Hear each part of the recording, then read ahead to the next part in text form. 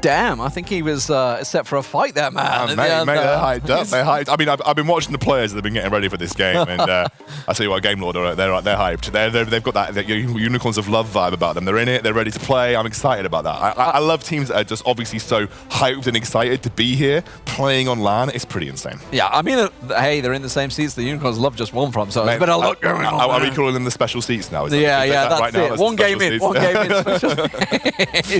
But let's talk about this game. Obviously, we, coming into this one and saying, hey, the Group A team's going to sweep away the Group B teams, but that kind of just changed, and now we're looking at this and thinking, hang on a minute, and NAVI are going to be a threat as well. Well, that's the question. I think NAVI rate themselves as the underdogs in this entire competition. Yeah. NAVI self-rate themselves as the underdogs. However, most people came into this just expecting Group A to absolutely crush the competition. It is not the case. Already shown that it's not the case. The litmus test for Group A has failed. And now there are questions to ask. Yeah. How good are NAVI compared to the rest of the competition? Now, Game Lord are absolutely one of those top 2 teams in Europe right now. I think all the way through this year, even when we were going back to community-level tournaments that were taking place at the start of Wild Rift in Europe, it was Game Lord, it was the old Tribe roster, the Rix roster, who were fighting out consistently for those top 2 spots. And it was back in June, really, that was the surprise, because I remember coming into the June month, everyone's like, got to keep your eye on Game Lord, going to smash this Game Lord. They got knocked out really early. They absolutely did, but they fought back, they gained confidence. I think they diversified, they changed the way they played. A lot of people called them a kind of like a one-trick pony comp, where they would play Seraphine bot every time, and if they didn't get Seraphine, it was a problem. But speaking of pick and bans, let's see where we are. NAVI over on blue side, Game Lord over on red. This is exciting. So if you just joined us, ladies and gentlemen, I can tell you that Brand and Nuno and Willump are not available, but neither are Ash and Varus. So obviously 2 Dragon Laners taken away for an in-game problem. So that in itself is something we've been focusing on pick and bans, but it didn't really affect us too much in game 1. We'll see if it carries through, because again, exact same ban. Exact same bans, Fiora and Ziggs. I think versus random, you make these kind of bans. I think there is a big debate in the European scene, who's the best Baron laner in the game. And I think, a lot of people say, is it Leon, is it random? I personally believe random is the better, well-rounded Baron laner. I think he's got more to his kit, whereas I think Leon maybe has that mechanical gift. But yeah, random, I think it is a respect ban. It's absolutely. You've said that. He's backstage watching that. Yeah, no, I know. Hey, look, I absolutely love Leon. I think he's the best mechanical Baron laner in the game, but I think random can play more champions more effectively. Right. So he's got a wider champion pool and can be a bit more of a malleable tool for what his team needs. I think he's the better tank player, for instance. Yeah, we'll see if he's fell out of love you. The Senna and Gragas. The Gragas ban we're talking about, obviously we had just had Cold Star playing it a moment ago. It is a universal champion that can play in every lane. I would argue that Gragas is one of the strongest champions in the game, especially in competitive. Even after the nerf. Yeah, even after the nerf. because he has very few awful matchups. His worst matchup in Baron lane, for instance, is Fiora, but he has very few awful matchups across the board because his inbuilt sustain is absolutely nutty. He can be played support, he can be played jungle if you really want. He can be played mid, which you see a lot in Southeast Asia. He can be played Baron lane, which is his most common place in Europe. He has got so much so much flexibility to what he offers at draft. And look at this. This is interesting. A NAMI ban. Yeah. That is specifically against NAVI. Their support player is a very good NAMI player, and NAMI is one of those top tier enchanter supports that we do see quite a lot of in the meta right now. So no surprises here. A little bit of targeting towards the bot lane here from the NAVI roster. Obviously does offer a massive amount of disengage, but not going to be available this time around. Of course, it does open the field to just about anything. What are NAVI going to go with? It does interest me coming into this one, as you say, as what they consider themselves the underdogs. Ooh. That in itself can be something that can help them, because if they're just thinking, you know what, we got nothing to lose, it can be dangerous. Yeah, well, I think you kind of saw it with the Unicorns of Love in the last game. Like, they came in as the predicted underdogs and they threw the kitchen sink at them and they just absolutely stormrolled it. That is interesting, though. A Darius super early on. Darius has been nerfed quite a while ago now, but he did get nerfed. I don't see Darius as like a ridiculously viable competitive pick. I think you do see him played a bit in Southeast Asia right now. However, he has some flexibility. He can go mid or Baron lane, but it looks to me like a very early Baron lane pick. Game Lord are taking a leaf, though, out of the Rix book, and it is Riven Lee Sin. Now, what's interesting to me is I clearly haven't triggered why this is a really good like 1-2 pick on red side. I'm going to have to do some research, I think. Well, let's see if they're the other way around, though. I reckon with this time it's going to be the Riven top. I do think it'll be the other way around. I do think Random will be playing Riven in the Baron this time round. So the Shinzao also coming in for NAVI. We'll see how that one's going to be played out. That's going to be Vex playing that one. As I mentioned before, they did change 3 players back in July. That was obviously Vex, the Don, and Hydra that came in to join Valhalla and Dante. The Baron laner and support that remained within that team. There has been a couple of roster shifts in NAVI. Game was just drafting the same comp as Riven. They're just picking the same one. Maybe the graphics are the same. They just forgot to change. Are they going to just pick Ezreal here? Is this just going to be an Ezreal pick for Game? Yeah, I mean, the Kaiser's come through as well for NAVI. We're getting very similar situations. They go with the Corki. There we go. A bit of differential. Corki offers a bit of flexibility here. I think he can be going mid lane. He can be going bot lane. Southeast Asia were the first sort of like region to start consistently playing Corki in the bot lane. Imagine it's mid though. That's generally where we see it for Europe. But Twisted Fate comes out here from NAVI. So global presence, influence those side lanes, lots of single target CC as well, and the Lulu for the Kaiser. This is quite a nice comprehensive comp from NAVI. Getting that wild growth in there, so if Shinzao does want to dive in, it can certainly help them. Obviously, it supports out if they need it for the Kaiser, as you mentioned. Oh, it's Veos' one trick. It's Veos' one trick. It's Ari that comes through. That's interesting. So we are gonna see a Corki bot, and Veos is known for Ari. I say one trick. He's known for Ari. I wouldn't say it's the only champion he plays. But he is known for this pick. He did get banned pretty frequently against him in the previous Origin series. Yeah. So he's now got a very comfortable pick for him for his first game on stage. I wouldn't say that Ari is like the pinnacle of like viability and competitive, but when you have a really good Ari pick, you know, Ari player, she's very good at making those isolating picks. And certainly you'd be able to catch out a Twisted Fate. No doubt you could catch a Twisted Fate unawares, and that is a very squishy target to start things off. Obviously it does bring other things to the table, it's going to be extra gold, etc., and the vision may be required for NAVI. We'll see how that translates into the game. I'm not seeing massive control like we saw, say, from Unicorns a lot before, though, from either of these teams. No, I mean, with NAVI, you've got a really strong team fight, but it is more that you have a lot of damage to back up the front line of your Darius and your Xin Zhao. Xin Zhao, I think, Xin Zhao's the key pick for me here. Obviously, with his ultimate, he creates an area that can't be entered, or area that can't deal damage, you know, unless you're within that area. And obviously, Xin Zhao is very scary when he's in that melee range. So I think Xin Zhao is the key pick here. It's just about when and where he decides to use that ultimate to disengage from Game Lord. I do love being able to sit and look at the players. Mate, me too, they're all looking this way as well. Like, they're all like, you can just see that little. They're eyeing each other as well. That little bit of nerves. You can see they're just shrugging their shoulders, getting themselves set up. But we are about ready to get into the game. I can see the players are pretty much got themselves set as well. The focus faces are kicking in. Let's get the game on your screens and underway. Here we go, ladies and gentlemen. It is NAVI playing out from the blue side, and of course, Game Lord coming out from the red. Now, we didn't see any Team 1 fights, level 1 fights early on. Don't think we're going to see them this time. We did see a bunch of them throughout the monthlies, though, so I'm not going to hold my breath. I feel they might happen at some time. Just a little further in the day. First game, you got to be a bit cautious. This is aggressive. Okay, no, we have a lane swap. Switch, We have a lane swap coming through, and we also do look like we're seeing the double mid that we sometimes see come through. They're going to shove that Ari in very early on and just get a bit of vision down. So we do sometimes see this. We see a double mid to at least get the first shove, which can be very difficult sometimes in a bad matchup. They're going to switch. They're switching. Are they actually just straight up going back here? That to me is very interesting. There isn't much benefit. And they're switching back. Here we go. I feel like we're back in Season 3 of League of Legends at this stage. I remember this happening a lot. That's for sure. Everybody back in, switching, trying desperately to keep those uneven lanes. Of course, they want to keep the duo pairings against the solo. So the question is, I'm going to ask you, you know what I'm going to ask you, who does this benefit? Is it going to help out for Valhalla? Is it going to help out for Random? I don't know yet. This is really difficult to say. I mean, it looks like they're going for another switch, maybe trying to put pressure on Valhalla here. I actually like what Game Lord are doing. They've gone for a vertical jungle split in this instance, and they're trying to at least zone Valhalla away for as much experience as possible. It does look like they're rotating Random up as well. They don't want to put Valhalla into the same matchup as Random, or they don't want to put Hydro and Dante into the same matchup as Redemption and Scowl. But it looks like they're zoning Valhalla away from that minion wave, and they're trying to donate as much experience over to Random as possible. Random might even go and clear some of this jungle to ensure that he's getting some experience. Yeah, the thing is, I don't think this is all about him. I think this is about getting the jungler Zephyr ahead. Zefta is taking all of the jungle. Let's see, so he's going to counter. It should counter, so that will go through. But of course, there is the help and support coming in there. They're backing this up. And it has been picked up by Vex as well. So total change around. And of course, don't forget the towers. The towers are taking a massive amount of damage here. Vex comes in to help out. The problem is that they made changes recently to make it more difficult to take towers early on. When you group up around a tower, it gets more armor and magic. They want this tower. I mean, oh my goodness. Oh, they've caught out the mid laner as well. Valhalla goes down.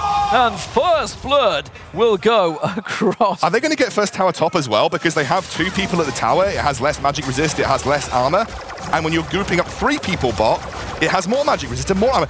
Game Lord somehow come away with first tower and first blood.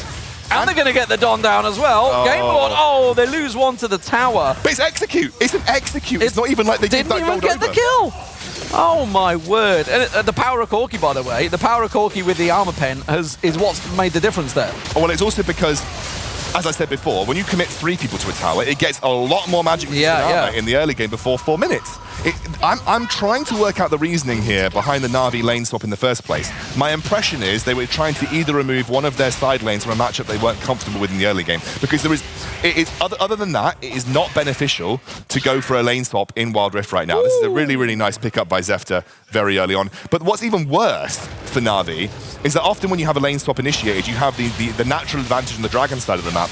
They no longer have an advantage at any of the neutral objectives. In fact, Game Lord have just come out 1.5k ahead at this early stage in the game, and the people that they were trying to get ahead, be it the Kai'Sa or the Darius, both of them are massively behind.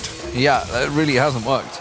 Game Lord sort of read into it and just said, all right, we can work with what we got, and absolutely made it work. So advantage at the moment to Game Lord early game, despite the fact we really haven't had much engagement other than the initial ganks in and around the mid there. But here we go, approaching that 4-minute mark. Dragon will be up in 10 seconds. Let's see how this game progresses. Well, Na'Vi have committed the majority of their members to this Rift Herald. Yep. So I don't think this is going to be something that Game Lord looks to contest. They're going to go for the Cloud Drake, which is, I think, one of the most underrated Drakes in the game in terms of the movement speed that it provides you across the map. Na'Vi will get a little gift of the next Rift Herald spawn alongside this Rift Scuttler spawn alongside this Rift Herald, and it will be a straight objective trade for objective trade here. And that might allow them to crack open this top lane tier 1 with the use of that Rift Herald, but I'm pretty sure that Game Lord will respond in kind. Are we going to get a base race going on here against the Rift Herald? I mean, it's pretty much the old classic between each other, because they were stacking, I'd say, for bottom turret, but they are going to back away instead. They're just going to leave that for redemption, and Zefta to put as much down. They should be able to take that turret down. They're going to try and protect that tier 2 turret from the Rift Herald and the 4 members, count them, of Na'Vi. That shield not holding very long there for Show there, but that is going to be, Show going down. Tries to get away, does manage to get the ulti off in time. The charm will come through on the Don, so he will go down. So it was a 1-for-1 in the end, and they protected the tower. They could chase this. They can absolutely chase this, but the blast cone should get them out. You could see Redemption was trying to get the Valkyrie over the wall to chase them down. I mean, Zefta still wants it. Does manage to come through. Zefta catches the kick on them, but he wasn't able to catch it out. But an absolute clutch charm comes in from Vejos. Don't give Vejos Ari. It is an absolute golden rule of the Origin series, and Na'Vi failed at the first hurdle, and now Game Lord have the advantage to push down mid with this minion wave. They have responded so well to what Na'Vi have been trying to do on the map here. The shield is up. That's going to be enough to stop them, and that's going to buy all the time in the world. Game Lord will come away. Now, they held onto that tier 2 turret. They got the bottom turret and the mid turret, so a 2-for-1 effectively as that all played out across the last 2 minutes. I think Na'Vi unfortunately tried something in the early game and then weren't quite sure how to respond once the response came through from Game Lord, and Game Lord were just able to read it. They played the early game much better. They now have a massive advantage in terms of momentum. This is a great response. I understand why they went in on Shao here. He had that mark from Vex. Vex was easily able to try and find the execute, and obviously Don coming in there to try and counter the escape. But he's low HP, no mana. An easy pick off for Vejos at the end of the day, and a great chase from Zefta, just able to put pressure onto Hydra and Dante. And he caught both Vex and Dante with the Glacial Fissure, which completely nullified the attack. There was nothing else to come through, bounced it back in there. Zefta caught out of position here. I say caught out of position, he is in his own jungle, basically preventing the gank onto Random. Random is going to be the focus target, absolutely sidesteps that. The rest of Game Lord are now coming in, and I tell you what, this is a fight that they want. They go in, they go looking for it onto Valhalla. Up comes the Show. Can he catch the Glacial Fissure off? Doesn't matter. matter. They get Vex down and they're going to keep on pushing. Meanwhile, look at the bottom turret. The push comes down there. Random will go down. The second dunk comes through. Zef's taken low. He will go down. There's another dunk to come out. That Valhalla will finally fall. But my God, he made it hurt. And they absolutely crushed that fight. You can hear them screaming in the background of the studio as well. In the meantime, Vejos, arguably one of the strongest players, was just on PvE duty on the bottom side of the map here. Ooh, interrupted. Did they know he got interrupted? It doesn't matter. They're not going to be able to get it past him. Vejos will just be able to back away from that one, as you say. But I tell you what, Valhalla made it count there. Made it count and showed the danger that Darius will cause later on. Yeah, I think Darius versus at least in a Riven, you do have to be a little careful, like you allow him to stack up versus a heavy melee team, but that's the problem. A lot of the damage isn't coming from the melee areas in Gamelord, it's coming from Vejos and Redemption at this point, who are very, very far ahead. You can see that Vejos working towards his Rabadon's Death Cap, almost finished that up as his second item into the game. 7,000 gold to under 5,000 from the Don. Vejos is absolutely smurfing this game so far, and there is a pretty decent gold gap between the Redemption and Hydro right now too, so Gamelord in a super, super strong spot at this stage in the game. Looking to try and create picks here, not going to happen.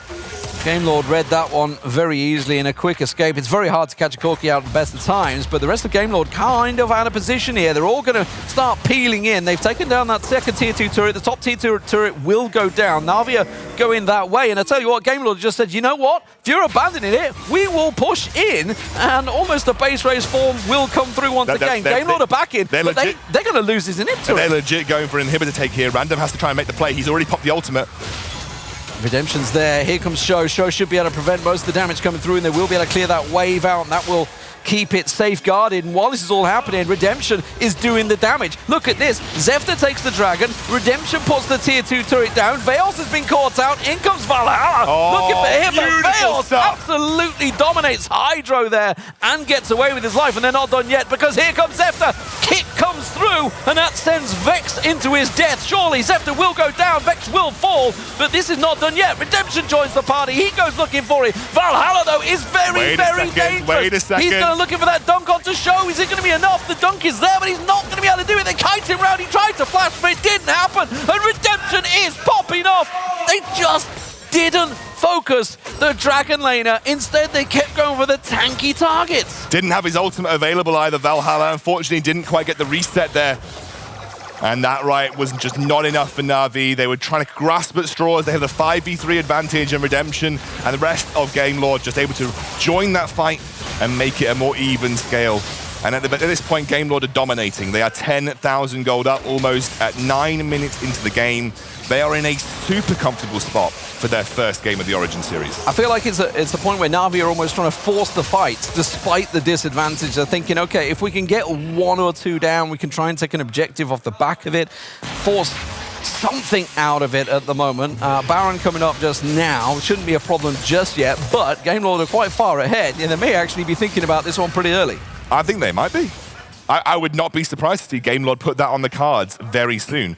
You're looking at a almost 3-item spike for Redemption, an almost 3-item spike for Vejos. I mean, they are accelerated to far beyond where I think that Na'Vi can actually cope with them at this point. They're removing all vision in the jungle, in and around that area, so this may well tell the tale. They are going to look in towards Valhalla, and they've caught him out on the turret. Nothing you can do about that. They're going to try and turn it around, but look at that. Show throws up the shield and says, not going to happen today, Hydro. You can do all you like with Kai'Sa, but it isn't going to get the damage through, and he seems unpenetrable so far.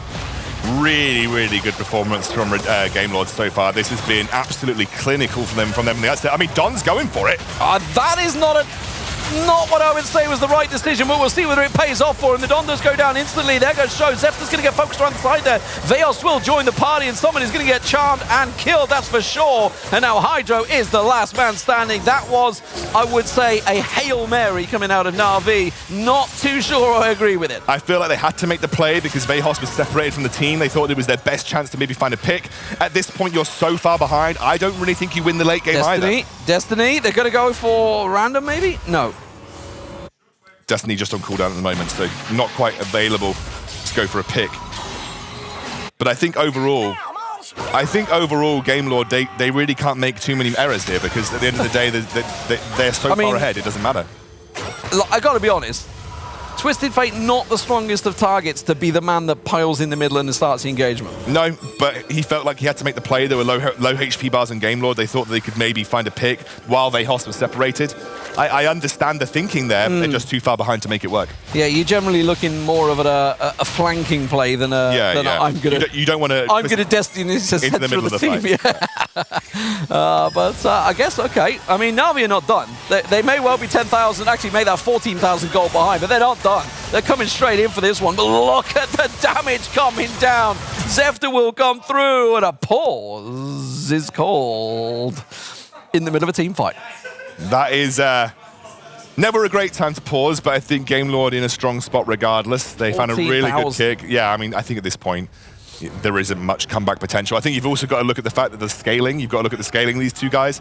Usually when you're this far behind, you'd say, well, okay, let's think about how the late game team fights are going to play out. Let's talk about the individual power levels of the carries. You're looking at a Corki, one of the best late game scaling champions in the game. You know, I think there is a lot of evidence to say that it doesn't matter. Realistically, I think Game Lord are just too far ahead at this point. Well, we are just in the middle of a pause, but it doesn't matter. We're back in the fight. There we go, straight into there. Show being the man that will block all the damage coming through. The Don does have the yellow card ready and waiting to go, but the stun card's not going to get drawn because there's nowhere to go. And now look at Show coming through. Random's going in. He wants to dive in. He sees Hydro, sees the targets he wants, and that is the man that he's looking for. The gold card will come through, and the stun does come through, but Random doesn't care about his own life, and he still gets away with it. And the stun does eventually come through onto Zefta, but it doesn't matter. Damage done, 3 for 0, and away they go for Baron. 12 minutes into the game right now, and Game Lord are absolutely crushing it. There is the Destiny. It is more a scouting Destiny. I don't expect to see the Don actually look for this. They were just trying to see if Baron was on the cards. It is not. Game Lord are going to wait this out. There is an Ocean Drake to take for free, relatively low risk as well. And that should allow Game Lord to pick up their third neutral objective. This has not been a close game. You wanted to talk about Group A versus Group B. This is what most people were expecting when it came to the powerhouses in that Group A. And Game Lord have shown that, yes, maybe Rick slipped up on the first game, but Game Lord are still an incredibly strong team to contend with. Oh no, they're setting up for this one. Hydro's coming. That's going to be the target. No. Hydro's the man. They're going, no way he's getting out of this one. Will get caught out and down in the end by the Braum. Dante thought he was dead. Dante could have saved him with the wild growth there, but maybe he just didn't think it was worth it. Great setup on the red buff. Instead of just stealing it away, they used it as a trap for the AD carry. Knew that he was going to have to take that. It's a very, very important buff for late game team fights. And now the rest of Game Lord are going to start up this Baron. Unfortunately, if you're Na'Vi, you do have to kind of contest this.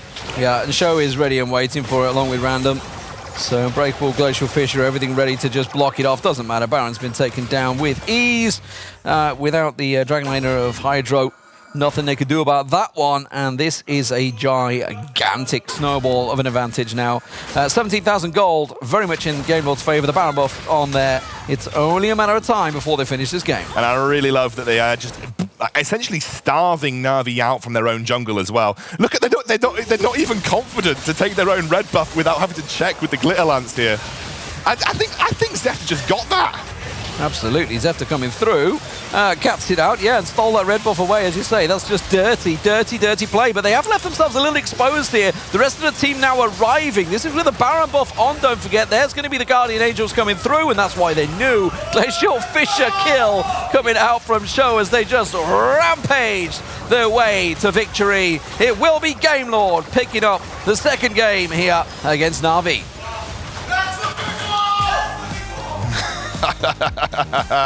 You love to hear it. The guys are incensed. That's that first stage game, first LAN game, and Trid. What a statement from Game Lord. I mean, it's nice to see Group A having some honor redeemed after game number 1. The balance is 1 apiece now, so it's good. But that game altogether, it just felt like absolute dominance from Game Lord. Like, as you guys were calling out constantly, Na'Vi just had nothing to do on their side of the map. I think, again, similar to the problems that you saw in the first game, the early game in Wild Rift can be very punishing if you don't get it right. If you take risks or make the wrong decisions, it's very difficult to claw your way back in. What Na'Vi were trying to do is that either they felt there was a matchup either in Baron lane or bot lane that they were not comfortable with, and they wanted to try and take the edge by lane swapping it out. Because there is, by the way, there is no map benefit for lane swapping these days, really. Yeah. There's no real map Not like benefit. it used to be. Not like it used to be anyway. They've made it so the towers are much more difficult to take in the Baron lane and the mid lane. So there's no real map benefit for lane swapping. They were obviously trying to avoid a matchup. Game Lord played it really well. They played it safely. They responded. They didn't let Na'Vi get the matchup they wanted. They kept making the lane swaps happen. And then they were just able to take the first tower, which made their lane swap better, and also picked up the first blood on Darius. And the way that they played the map, what I really want to give a shout out to Zefta, vertically splitting the jungle, starved Darius, Valhalla out way too long. Like Valhalla was out of it. Didn't rotate mid to pick up mid experience. He was stuck behind at his own tier 2, and he was so weak and easy pickings for first blood. He was up the creek without a paddle between tower 1 and 2, just in that top lane for the longest time, like you said, because of that vertical split from Zefta.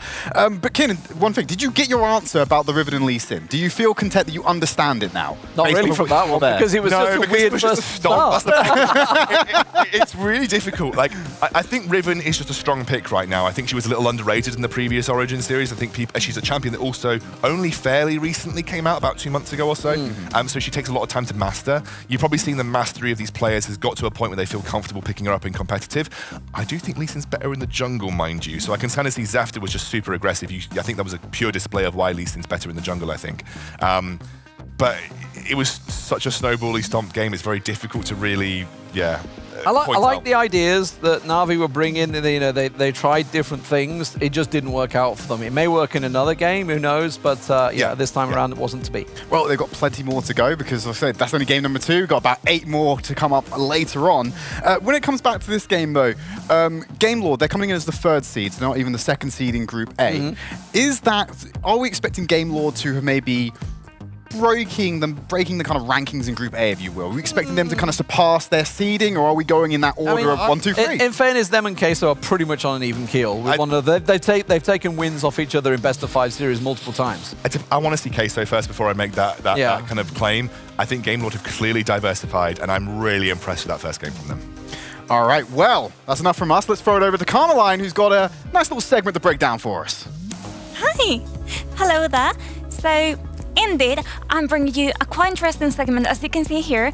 Minute 8:39 mid-game. You will see what play I'm going to talk about right now as I'm clicking play. Be surprised there. This was quite interesting. Let's pause it right there, okay? So what we're seeing there, Red team has just slain Monte Dragon, so Zefta is not there to take part in this. However, look here. We have here Bekos trying to run away with this Ari that we know he's quite good in. Let's click play here. Bekos caught under tower right there. It could seem like the tower could almost save him, but Shao is too far away with Braum to even manage to do anything for him. So what happens next? Here, look at this. This is right important right there. Avon and Show Bekos really low on life, but not everything is lost once again. Just to end the clip, we have Random finally being able to save the life of his teammates and getting away with it. Okay, so with this clips being shown here, we saw how Game Lord actually managed to came back from that very intense game that seemed like Navi was going to win and finally take the win home. All right, thank you so much, Carmeline. And I noticed there, one thing I'm going to poke your brains about now, the AD carry picks. We had Corki versus Kai'Sa. We were considering Kai'Sa that top tier, but what was that excited about, huh? Dragon Lane. Dragon Lane. Don't, because otherwise you'll put it in my head, and I've been saying it for years, so I've got to get it in my head, yeah. Sorry, what was your point? The Dragon Laners. Yes. We saw Kai'Sa and Corki. Yes. Obviously, we're expecting Kai'Sa to be one of the power picks you highlighted at the start of the show. Corki, what is he bringing that Kai'Sa doesn't bring to the Rift? Okay, there are a couple of things that Corki brings. Yeah. He's got similar scaling to Kai'Sa, but he's a much safer, a little bit more akin to Ezreal. I'd probably make a sort of stronger comparison between Corki and Ezreal just in terms of what they bring. You've got to then look at the fact that Corki is a magic damage dealer primarily. 80% of all his magic damage, including basic attacks and magic damage. So he provides a different damage profile when you have a very heavy top AD, top heavy. So you've got like the Riven and the Lee Sin, very AD heavy on the top side of the map. He brings a more balanced damage profile and also a much safer range as well as scaling element to the team. All right, well, thank you very much, Kieran. We're going to go to a quick break. When we come back, we're going to be looking out for game number 3. It's Team Queso going up against Unicorns of Love.